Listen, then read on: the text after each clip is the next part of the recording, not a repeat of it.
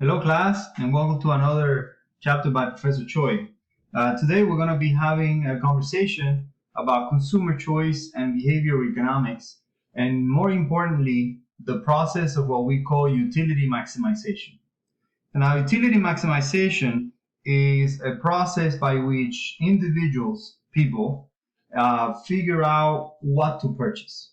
In many ways, if you want to think about that process in your head where you try to get the best bang for your buck when you're buying something. Now, in a very simplistic way, economists, we like to think that people are like mini robots, and they have this sort of process in their head that in many ways is mathematical. And even though they don't quite understand that they're doing this mathematical process in their head, they make particular decisions following this basic structure, which we're going to explain today. It's a process we call utility maximization. Now, before we get to the process of utility maximization, we need to kind of remind you about what the word utility is.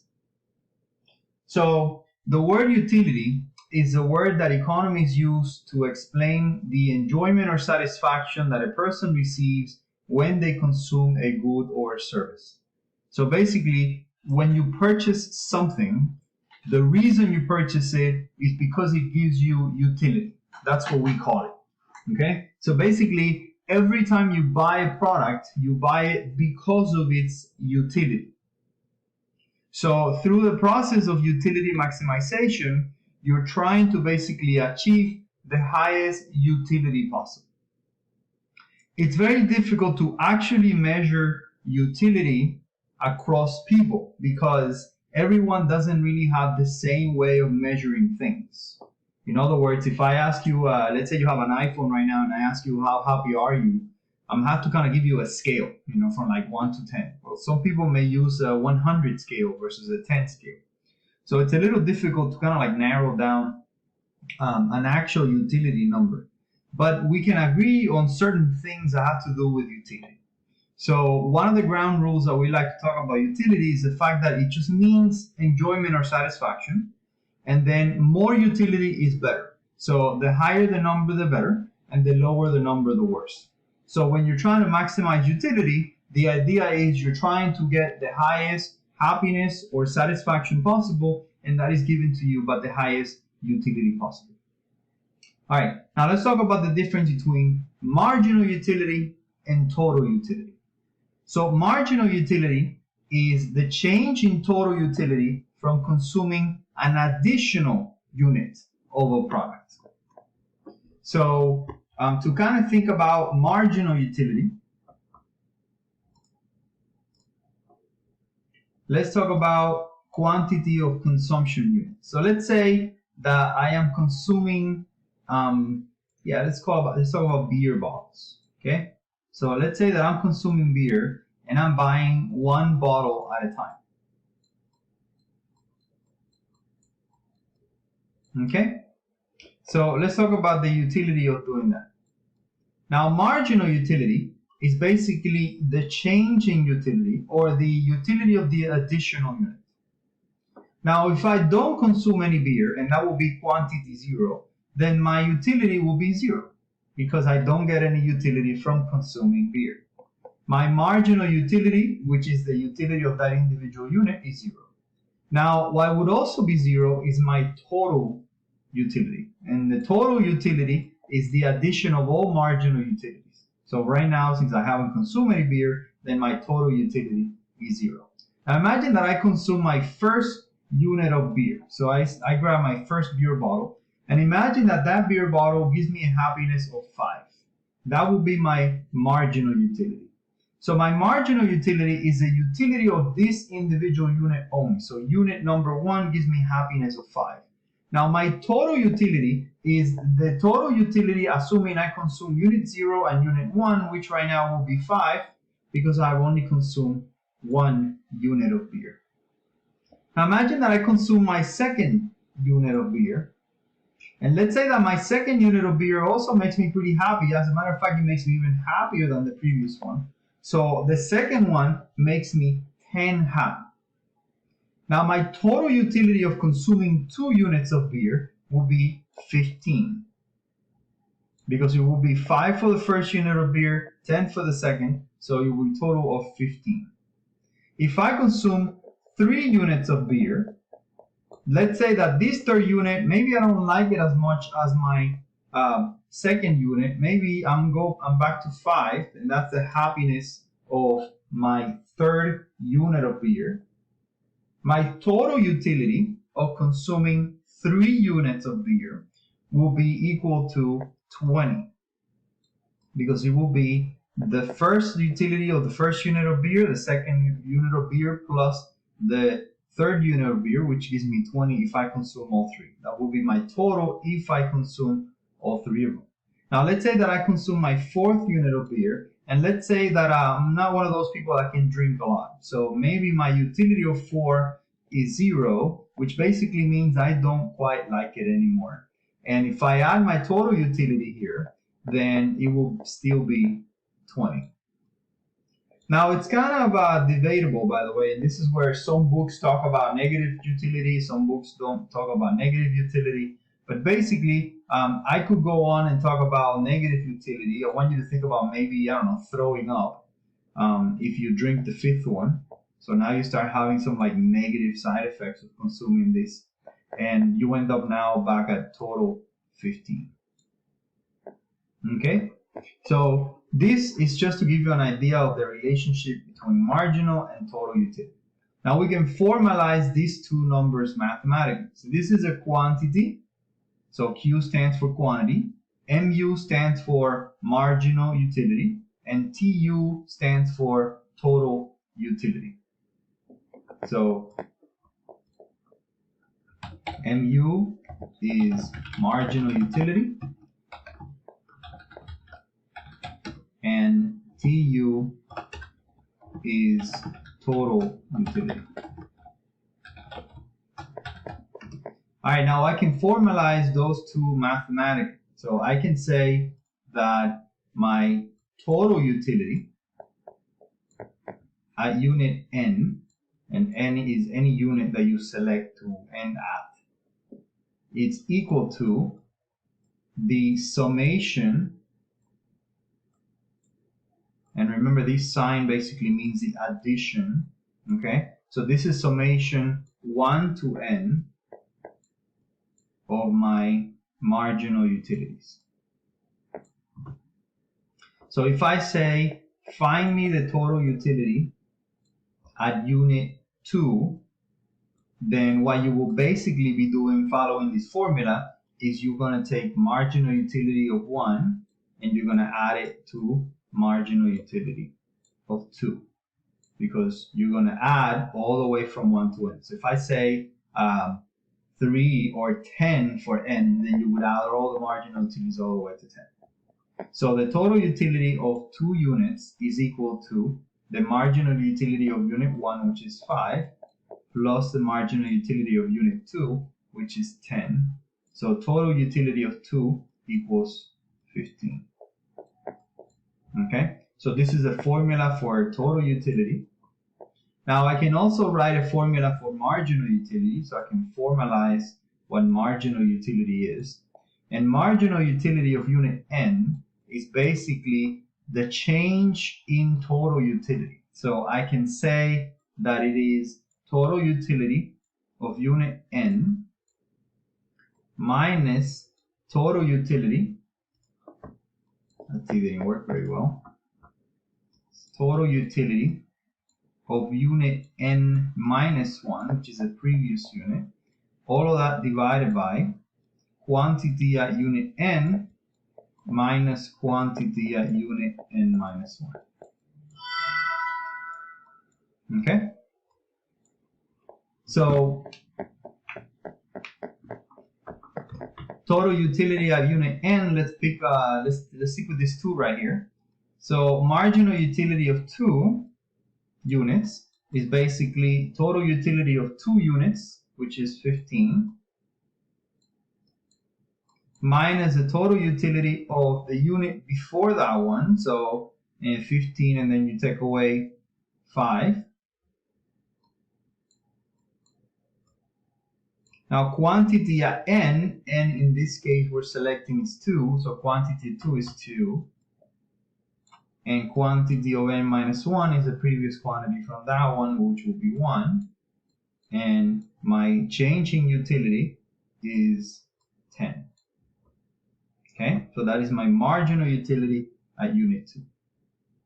So one of the things that we could do, especially on exams, for example, is we could ask you to calculate total or marginal utility. And the way it will basically show up is we will kind of like erase, say, this number here, and we would ask you to find it.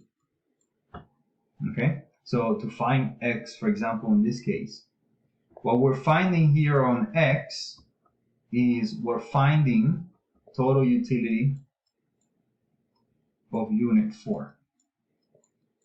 And we can find total utility of unit 4 by following this formula here. So I could do total utility of unit 4 is basically the addition of all the marginal utilities. So I could do marginal utility 1 plus marginal utility 2 plus marginal utility 3 plus marginal utility 4. And that will give me 5 plus 10 plus 5 plus 0, which is 20. Okay, so this number will be 20. All right, now that's a basic relationship between total and marginal utility. One of the things that we need to also address now is what is the general shape of marginal utility and total utility over time. We have this law in economics called the Law of Diminishing Marginal Utility. The Law of Diminishing Marginal Utility basically says that consumers experience diminishing additional satisfaction the more and more they consume the same product over and over. So a consumer basically receives diminishing additional satisfaction the more and more they consume the same product over and over and over. All right, so how do we show the law of diminishing marginal utility? Well, if I were to graph, let me take some of the stuff off here so I can put the graph. So if I were to graph my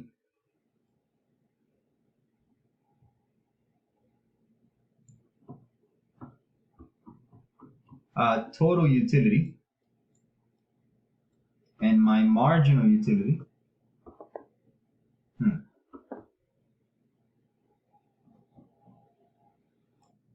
so if I were to graph my marginal utility, my total utility down here, okay, now this will be marginal utility compared to quantity, and this will be a graph of total utility compared to quantity. Now, if we follow the law of diminishing returns, what we're basically saying is that marginal utility tends to increase at a certain point, so it goes up, but then there's a peak, and then beyond that, it decreases. Then it starts touching 0, and then it does this. All right, that's what we call the law of diminishing marginal utility. So you start at a positive number, let's say 5 with unit 1. And then you reach a max at a particular unit, which in this case is unit 2, where you get a 10 maximum marginal utility.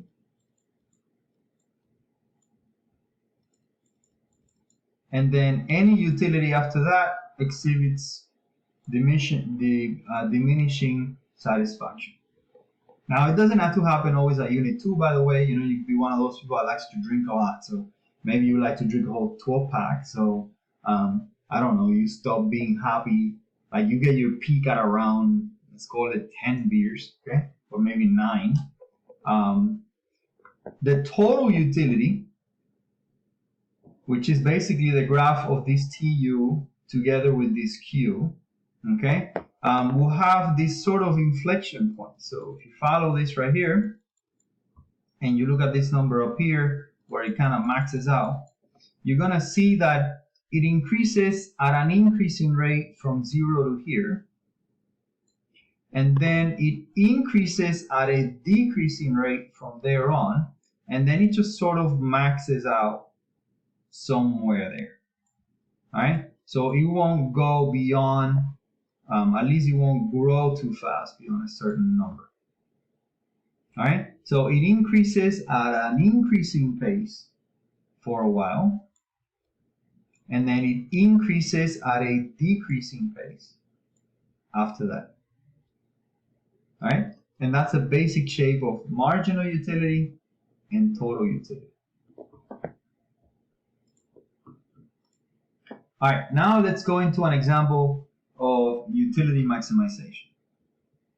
To understand this example, I want you to think about you going to the supermarket and then trying to make a purchase of two different goods.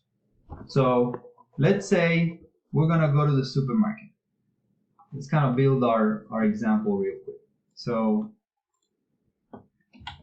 example. So let's say we go to the supermarket and we want to buy either A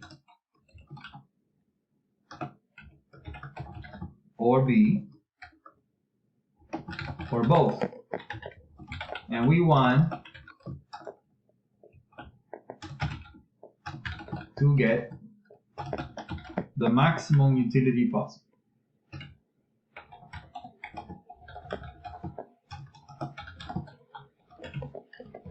All right, now of course, you go to the supermarket not with unlimited amounts of money, but you go to the supermarket with a limited amount of money.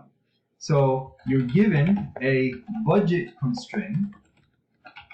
In other words, you only have a certain amount of dollars in your hand. A certain amount of dollars, by the way, is going to be Y. So that's kind of like your income amount. And you're being given a price of A and a price of B. And also a list of utility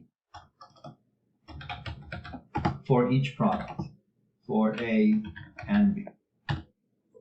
Okay? Now what we have here next to us is the marginal utility of purchasing either A or B.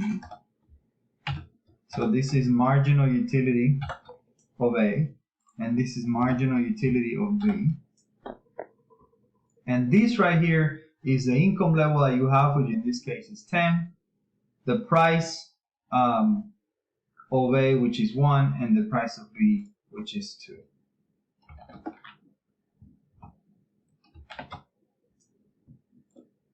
All right, so hopefully you're good so far.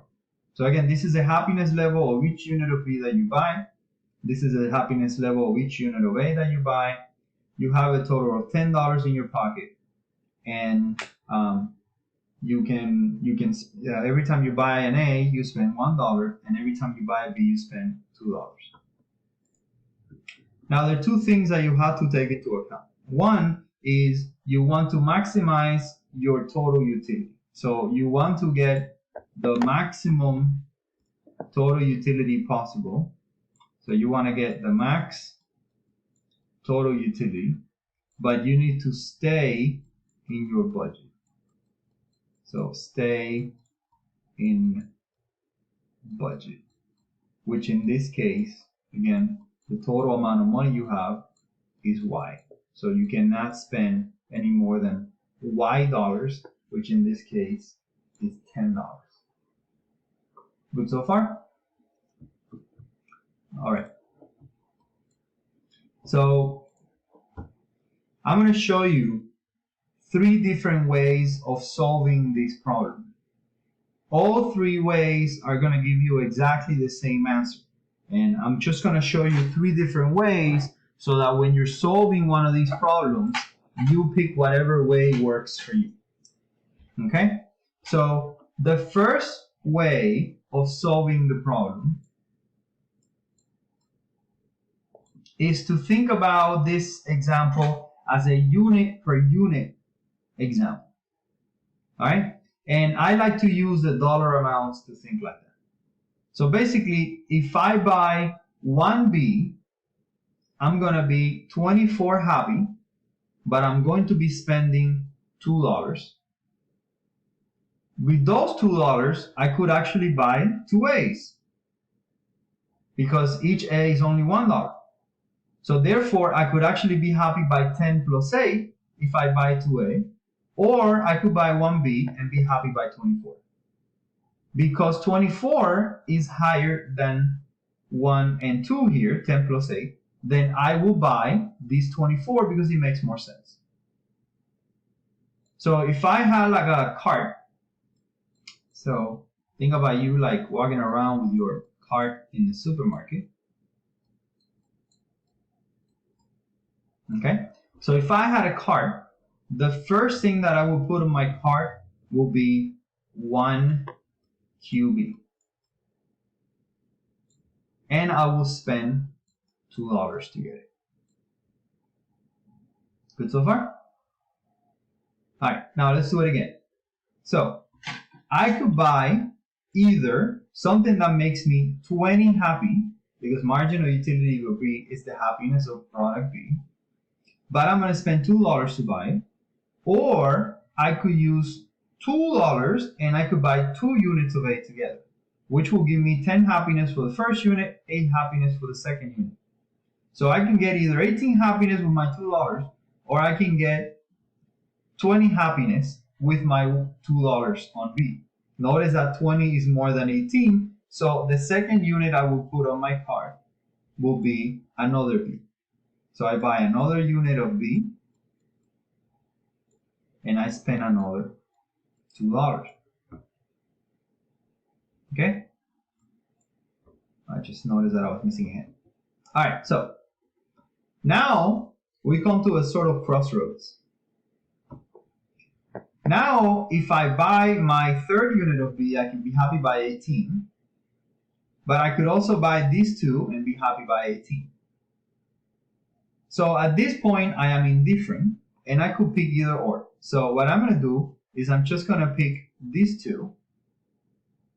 All right? So I'm going to buy 1 unit of A and another unit of A. And I'm going to spend $1 and another $1. All right? So now I spend $2, $4, $6. But I can keep buying because I have $10. All right? So now I do it again. If I buy these 18 here, I could spend $2 on that, or I could get 7 plus 6. 7 plus 6 happiness is less than 18. So I will buy this unit, which is another unit of QB, and I will spend $2. Now I only have $2 more left, and I do it again. I either buy the 7 plus 6 happiness, or I buy this happiness here of 16 with my $2. 16 is more than 7 plus 6, so I get this unit. So another unit of QB, and I spend $2 more. Now I'm basically out of money because I spent all of my $10, and this is what I have in my cart. Now let's summarize real quickly what I have in my cart. So I have 2 A's. So think about this as being like a QA, comma, QB. Okay. So I have 2 units of A, and I have 4 units of B. So I have a 2, 4 if I do QA, comma, QB. And 2, 4 is my winning combination.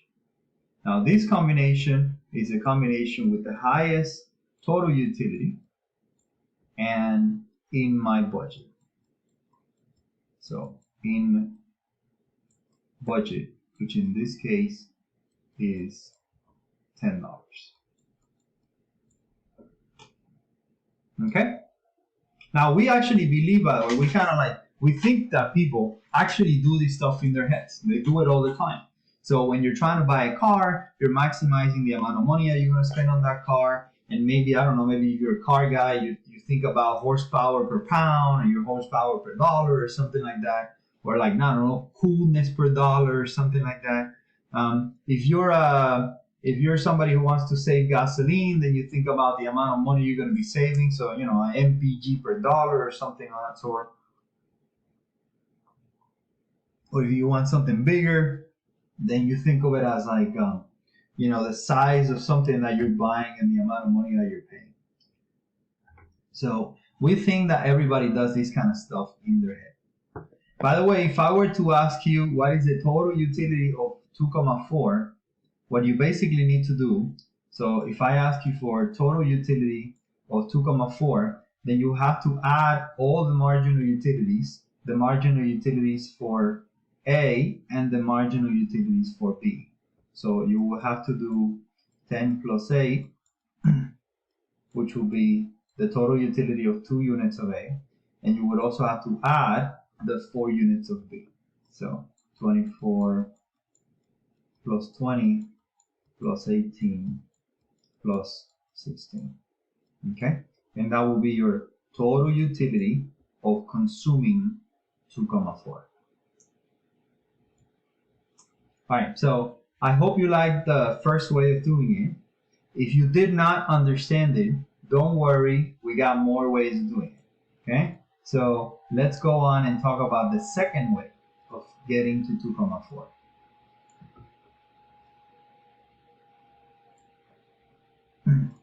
Alright, so the second way. Now again, remember, we already know the answer to this. In other words, we know the answer is 2,4. So the other two ways are also going to give us 2,4. I'm just trying to explain to you how to get to it in different ways so that you really understand this process that people use to think to maximize utility. Okay, so again, we're looking for a second way to get to 2,4. All right, now the second way is to think about your budget. So the second way is to basically formalize your budget and say, okay, well, I can spend $10 and I'm going to spend it on either A or I'm going to spend it on B. So in other words, any combination of units that I'm going to buy has to give me exactly an expenditures of $10. So there's some other numbers here that we can plug in. So I can put a 10 on the Y because that's how much I have. I can put a 1 on P of A because that's the price of A. And I don't know my QA. And then I could put a 2 on my price of B. And I don't know my QB. All right, so what we're going to do now is we're going to plug in QAs and QBs that satisfy this equation and give us exactly $10. So if one of the recommendations that we normally have to solve problems like this is just plug in a 0 on one of them and you start there. So imagine that I start by plugging in a 0 here on QA. Actually, let's do a 0 here. It doesn't matter. Okay, so let's put 0 here on QA. Okay. All right. Notice that if I put a 0 here on QA, then I can buy 5 units of B because I can plug in a 5 here, and this equation will be equal to 10. So a first combination that will give me exactly 10 is combination 0, 5. All right. A second combination that will give me 10 is, in order to get units here, I got to give up a unit here. So I can subtract a unit from there and say, call it 4. And then now I can add 2 units here. So the next combination I could buy is 2, 4. Plug in a 2 here for A, and then I have to plug in a 4 here for B to get to 10. Then I got to give up another unit So I got to go down to 3. And if I go down to 3, then now I can put a 4 here to get to 10. Then I can give up another unit here. And then now I can get 6 units of A. I can give up another unit here. And then now I can get 8 units of A. And then I can give up another unit here, make it that 0. And then I can get 10 units of A. So what you see here is a list of combinations that are all going to give you an expenditure of exactly $10. All right, so how do I know which one of those combinations is the best combination? Well, remember, we want to maximize our total utility, but we want to stay within our budget. So all of these combinations stay within our budget, but we don't know which one has the maximum total utility. So the way to figure out which one of those is the best combination is by calculating total utility. So if I were to calculate the total utility for 0,5,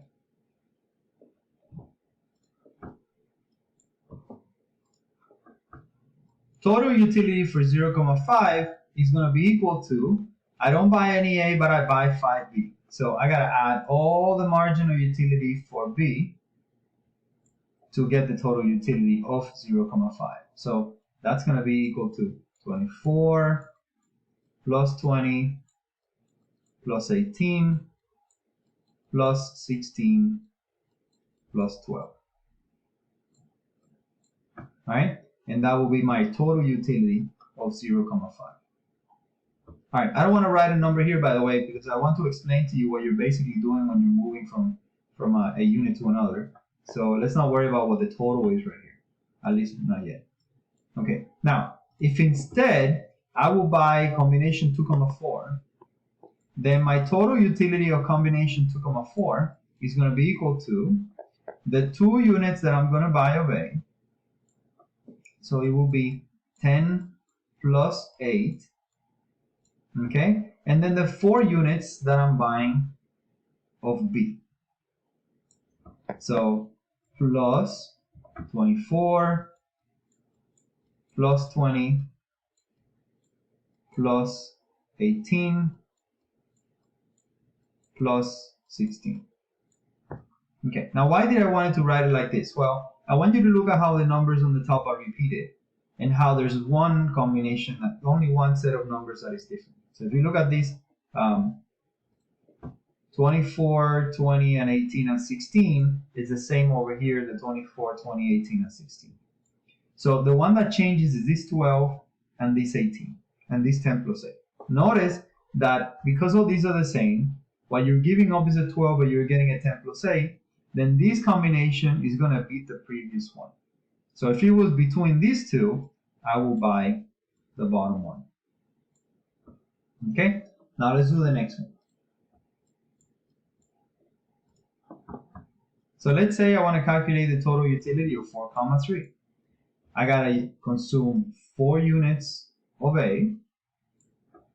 So it will be equal to 10 plus 8 plus 7 plus 6. And then we gotta add the 3 units of B that I'm buying. And that will be 24 plus 20 plus 18. All right, so back to that number thing that we did before. Notice that the 24, 20, and 18 are basically the same right here. Okay, then you get the 10 plus 8, which is the same. And what we basically did is we switched this 16 for this 7 plus 6. Now 7 plus 6 is 13. 16 is higher than 7 plus 6. Therefore, if I was to pick between this unit and this unit, I will pick that one. All right, now I can bet you that each one of these is going to give you a lower total utility because of this. In other words, I'm always giving up less, I'm always getting less than before because I'm selecting now from a lower amount compared to before up here. So each one of these, if you calculate the total utility, is going to give you a lower number. As a consequence of that, each one of these will be, that one will be higher than each one of these. So the winning combination is 2, 4, and that will be the one that I select as the one that I could buy with $10, and it gives me the highest total utility.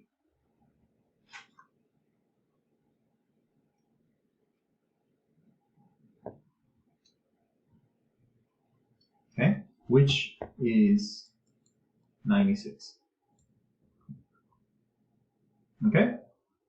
Now again, notice that what we just did is solve the problem in a different way, but we got the same answer. So the same answer, the answer is in this case 2, 4. All right, there is a third way of doing this. So let's do it the third way.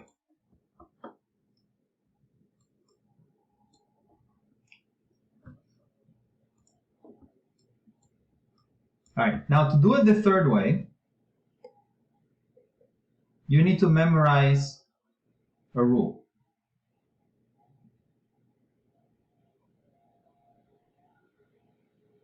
And in this particular class, it's very useful to memorize some maximization rules because they basically help you find some of these equations or some of the solutions to these problems a little faster. Okay? So the rule basically says that people are going to buy where marginal utility of A over the price of A equals the marginal utility of B divided by the price of B. So people maximize the utility per dollar. They want to get the most bang for their buck. And this is the point where they get the most bang for their buck. Now the reason this is true is because if the marginal utility of A over the price of A is greater than the marginal utility of B over the price of B, then you basically are going to buy more A. And if instead the marginal utility of A over the price of A is less than the marginal utility of B over the price of B, you're basically going to buy more B. And that's kind of like what we did, by the way, at the beginning. So in other words, we were looking at figuring out whether I'm going to buy more A or I'm going to buy more B. So this is true, and this is a combination, this is a point where you basically stop and consume that number. So this is what we call the utility maximizing rule.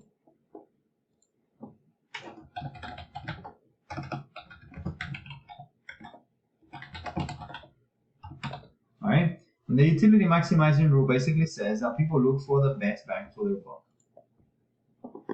All right. So how do we use the rule to figure out the best combination here? Well, simple. This is a mathematical formula, and we can basically make it.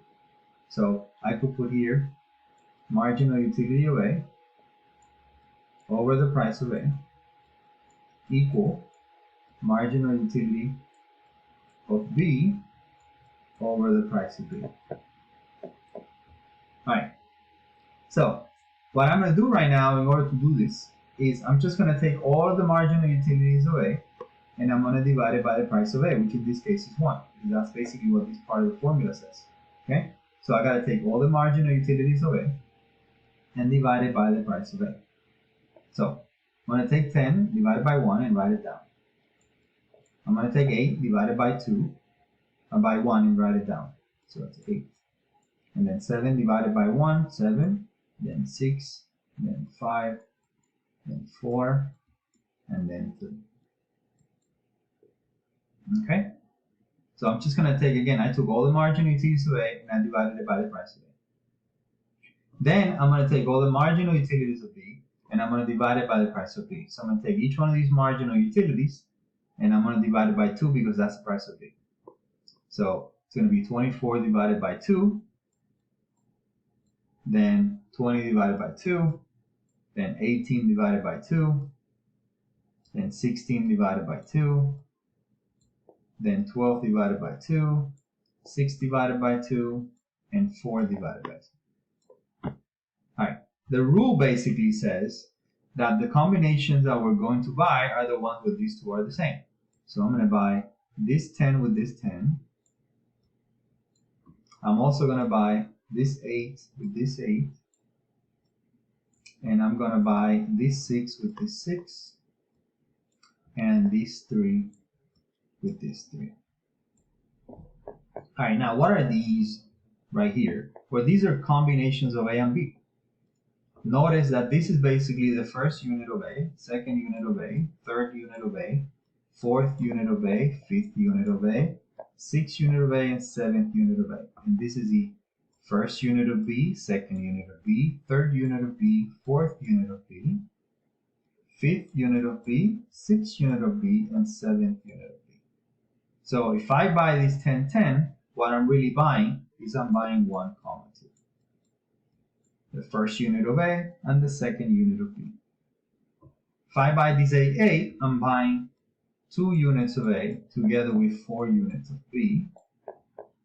If I buy this 6, 6, I'm buying 4 units of A together with 5 units of B. And if I buy this 3, 3, I'm buying 7 units of A together with 6 units of B. And these are the combinations that maximize my utility. Alright, so now I got my utility maximized. But I also got to stay within my budget. So how do we do that? Okay, remember the formula before for the budget? So we said that I can only spend $10. Price of A is 1. Quantity of A. And then price of B is 2, and I can plug in a quantity of B. So to make sure that I stay in my budget, what I can do is I can plug in these numbers here and see if they give me 10. If they give you less than 10, you can buy more. If they give you more than 10, you cannot afford it. So I'm going to plug in this 1 and this 2 and put it here. If I go 1, 2, notice that that is less than 10. So this one, I can basically do more. That's not going to work. Then I can plug in 2, 4. If I plug in 2, 4, it gives me exactly 10. So this combination is good. If I plug in 4, 5, so I put 4 here and I put 5 here.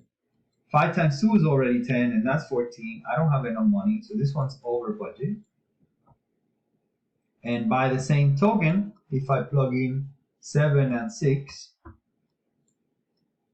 that is also over budget. So that one's no good. Therefore, the only combination that maximizes my utility and gives me, it is within my budget, is 2, 4. And that is my winning combination. 2 units of A and 4 units of B.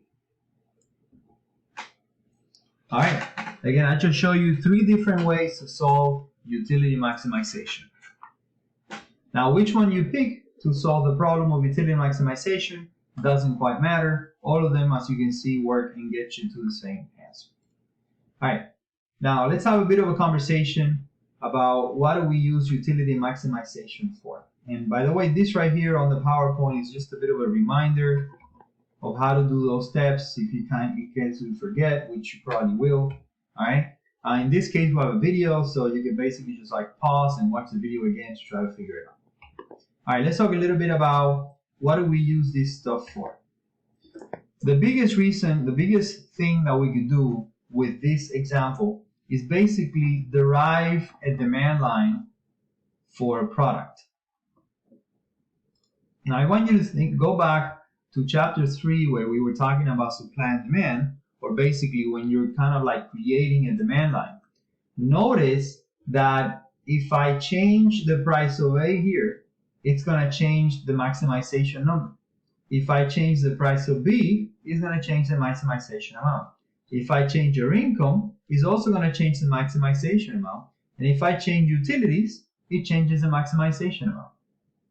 All of these right here are basically the determinants of everything that we talked about on supply and demand. In this case, the demand line. So these are the determinants of demand. One of the determinants of demand, for example, is taste. So imagine that there's an increasing taste for product A. An increasing taste for product A is the same thing as saying marginal utilities will be higher.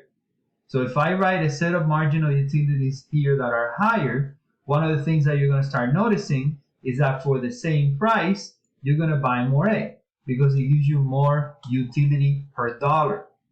So now the marginal utility of A compared to the price of A becomes larger, and you would therefore buy more A compared to before.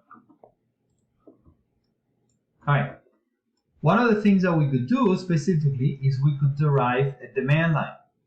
To derive a demand line, depending on which one you want to do, whether you want to derive a demand for A or a demand for B, let's say I want to derive the demand line for A.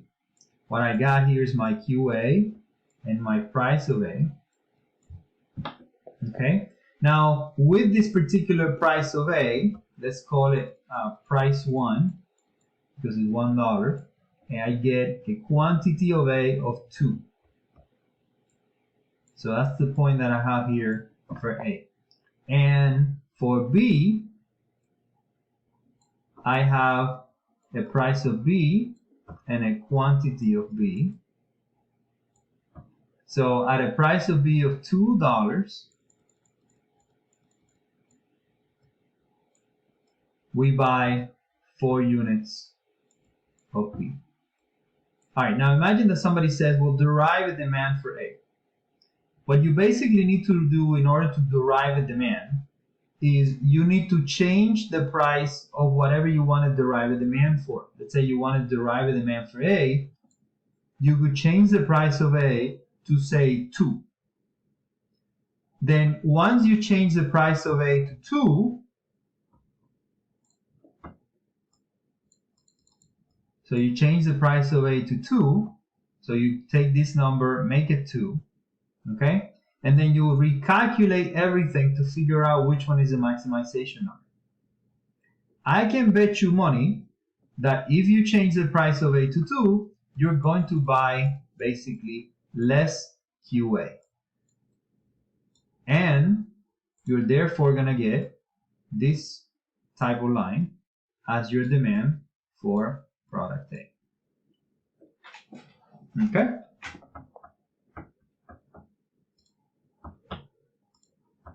Now let's have a conversation about what changes the behavior of people. One of the things that changes people's perception about a product is social influence. Many products are popular due to the fact that people are influenced by influencers or by society. So celebrities is a really good example. Celebrity endorsements seem to be important for particular companies. That's why they hire these celebrities in order to be able to sell their products. People believe that these figures are knowledgeable about a particular topic. So if a celebrity endorses something, then people are more willing to try it at least. Another reason why people tend to use something is because of what we call a network externality. A network externality is a situation in which the usefulness of a product increases with the number of consumers you use it. Social networks are a really good example of network externalities. The more and more consumers use a particular social network, the more and more the necessity for the network becomes larger. It doesn't have to be, by the way, a network alone, but it could also be a product. So the more and more people have cell phones, the more and more cell phones become a sort of necessity because there's an assumption that everyone has a cell phone and they are immediately available to communicate. The more and more a particular product becomes a standard product. In other words, more and more people use it. The more and more people get taught how to use it, then the more and more people that particular product becomes a necessity. That is what we call a network externality. Another thing that changes your utility or your in a particular transaction is business fairness. People don't mind overpaying for particular products, but they don't like to be taken, or they don't like to feel like they were taken. So people like to feel that they were treated fairly in a particular transaction. So being fair, or at least having the perception of fairness, is a necessity in transactions. People value things where they feel like they're being treated fairly compared to things where they feel like they're being taken.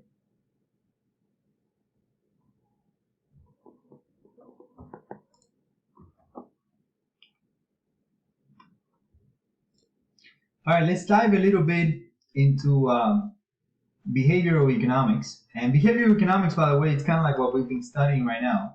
But let's dive a little bit more into rationality mistakes, because I like to think that economists are rational people, and we like to think that pretty much everyone is rational. But we get proven wrong over and over again, and it's a very troublesome for us, by the way.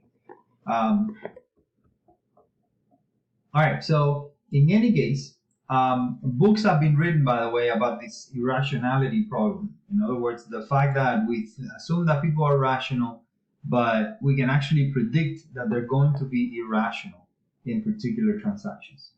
So anyway,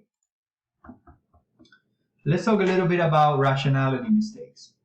One of the major mistakes that people make in terms of rationality is that they take into account monetary costs, but they don't take into account non-monetary costs. So what you need to be doing is you need to put a monetary cost on every transaction, and it makes it easier for you to think. In other words, people think of free time as being free, but they think of monetary time as monetary. And in reality, they both should be monetary. One of the examples that people make all the time is driving around miles to get cheaper gas. All right. Again, to understand this example, imagine that this is you, and you have the ability to drive all the way straight to your house, pass by a gas station that's really around basically wherever you're going, and buy gasoline at, say, $2 a gallon. Alternatively, you could go off a little bit, pass by another gas station over here, and let's say that this gas station is selling gasoline at $1.90. Then get back to your regular route and go back home. Now imagine that making this switch is going to be 5 minutes each way. All right. So again, it's going to cost you 5 minutes. So here's the way we think that this transaction should be thought about. You need to think about how much gasoline you're really going to be putting in your tank. Most people can fill up their tank with around 14 gallons. And by the way, 14 gallons is, regular size tank. If you have a small 4-cylinder car, normally they only have 12 gallons. And at 14, basically, you're already walking to the gas station. But let's assume that you are going to be putting on your tank 14 gallons. Okay? So you're like almost empty, basically. All right. So your expenditures at $2 a gallon is going to be 14 times 2, or $28. If you buy it at $1.90, it's going to be 14 times 190.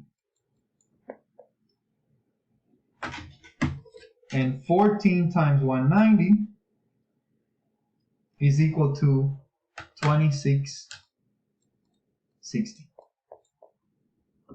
So your total savings of doing this is $1.40.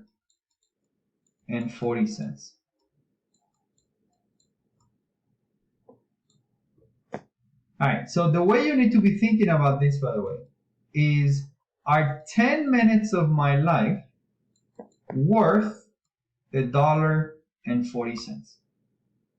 And a lot of you right now might be thinking, sure, I mean, I didn't have anything to do with those 10 minutes, so I could just, forfeit them. They're free.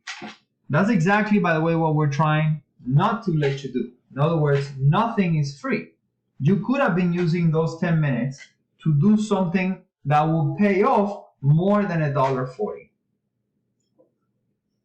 Okay? Let's think about this in terms of hours, by the way, because sometimes people do think in terms of hours easier.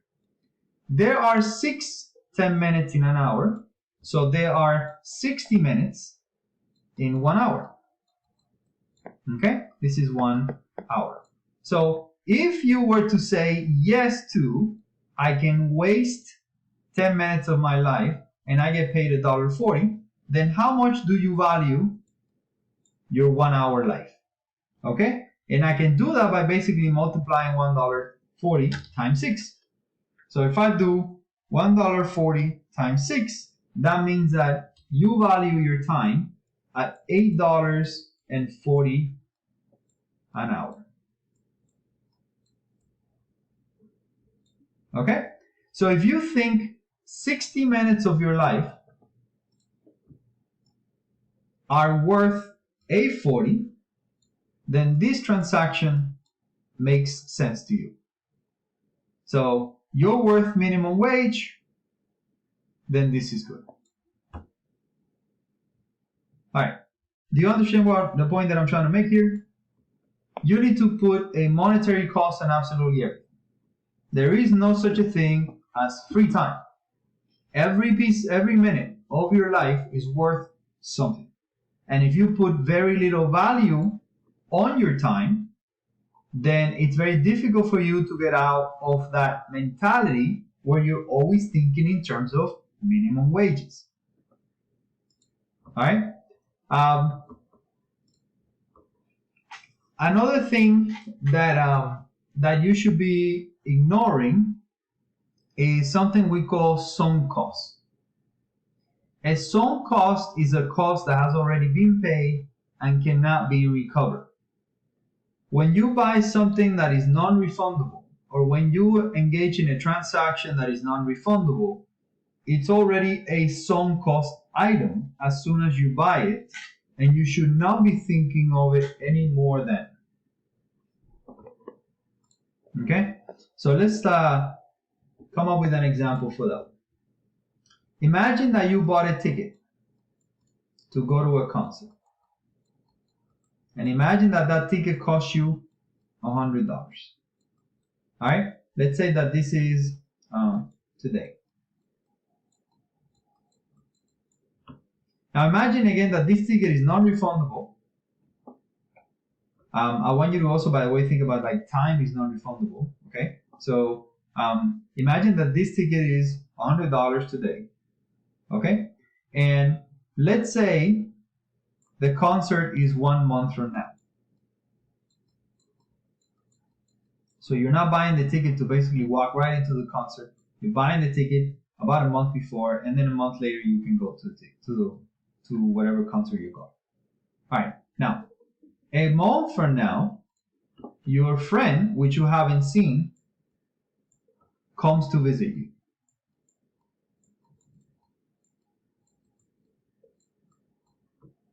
And now you can basically either go to the concert, which you have a ticket for, or you can go visit your friend and hang out. Now, the best alternative here will basically be to buy a ticket for your friend and you can both hang out at the concert. That will be the best. But let's say that that's not possible. Okay? If that's not possible, then you have two basic choices. Now here's where the mistake comes. The mistake is when people, when they're gonna make this choice, they go, well, if I go with my friend, I'm going to be happy, marginal utility, of a certain amount. If I go to the concert, I'm gonna be happy by a certain amount. But if I go with my friend, I'm also gonna lose $100. Okay? And this is the rationality mistake. Now, why is this a rationality mistake? Well, it's a rationality mistake because the $100 were lost the moment you bought the ticket.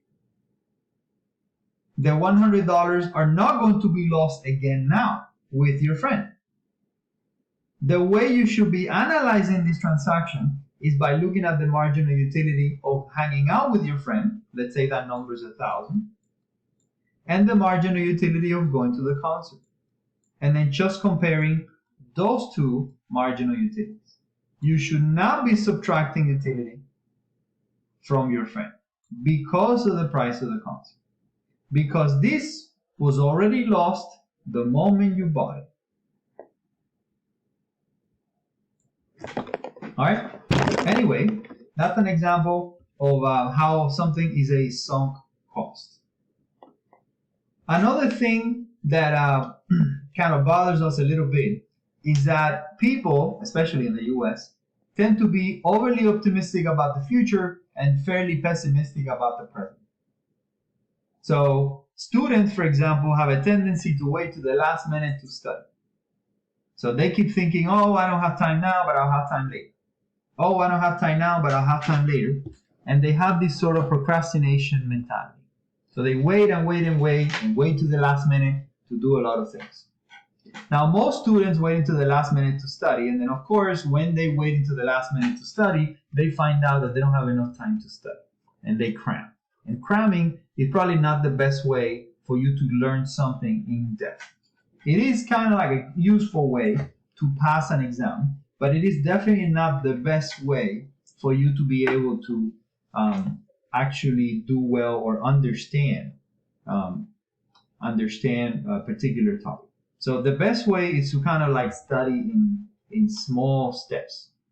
So in many ways, a lot of the students that go to college are already students that understand that you should not be overly optimistic about the future, that you need to prepare for the future.